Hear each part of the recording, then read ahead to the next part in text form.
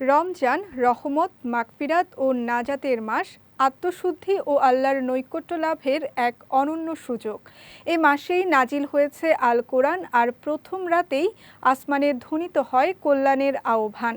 শয়তানদের বন্দিত্ব, জান্নাতের দ্বার উন্মুক্ত হওয়া এবং জাহান্নাম থেকে মুক্তির সুসংবাদ, সব মিলিয়ে রমজান মুমিনের জীবনে নবজাগরণের বার্তা নিয়ে আসে। বিস্তারিত ডেস্ক রিপোর্টে।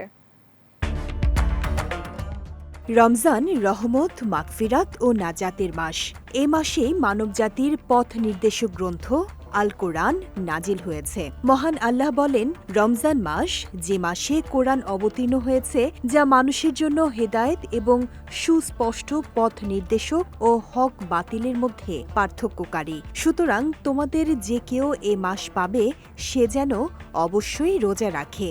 এই আয়াত আমাদের জানায়, রমজান শুধু রোজার মাস নয়, এটি আত্মশুদ্ধি, সংযম ও আল্লাহর নৈকট্য অর্জনের সুবর্ণ সুযোগ।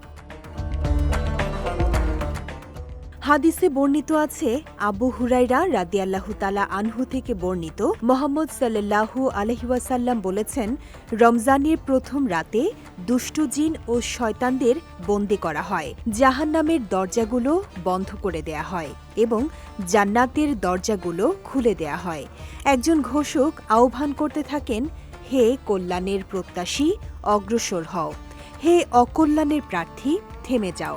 আর আল্লাহ তাআলা এ মাসের প্রতি রাতে অসংখ্য বান্দাকে জাহান্নাম থেকে মুক্তি দান করেন।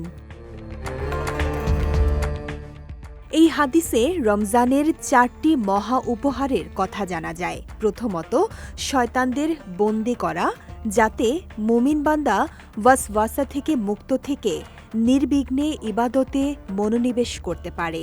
দ্বিতীয়ত, জাহান্নামের দরজা বন্ধ ও জান্নাতের দরজা উন্মুক্ত, অর্থাৎ পাপের পথ সংকুচিত এবং কল্যাণের পথ প্রসারিত। তৃতীয়ত, আসমানি আহ্বান, যা সৎকর্মে উদ্বুদ্ধ করে এবং পাপ থেকে বিরত থাকতে সতর্ক করে। চতুর্থত, প্রতি রাতে বহু মানুষকে জাহান্নাম থেকে মুক্তি, যা আল্লাহর অসীম দয়ার অনন্য নিদর্শন।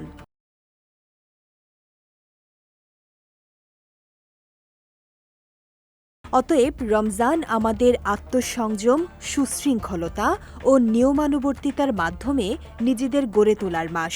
এ মাসে আমাদের অঙ্গীকার হোক, ইবাদতের পরিমাণ বাড়িয়ে কোরআন তেলাওয়াত ও দোয়ার মাধ্যমে আল্লাহর আরও নিকটবর্তী হওয়া। বিজয় টিভি নিউজ ডেস্ক।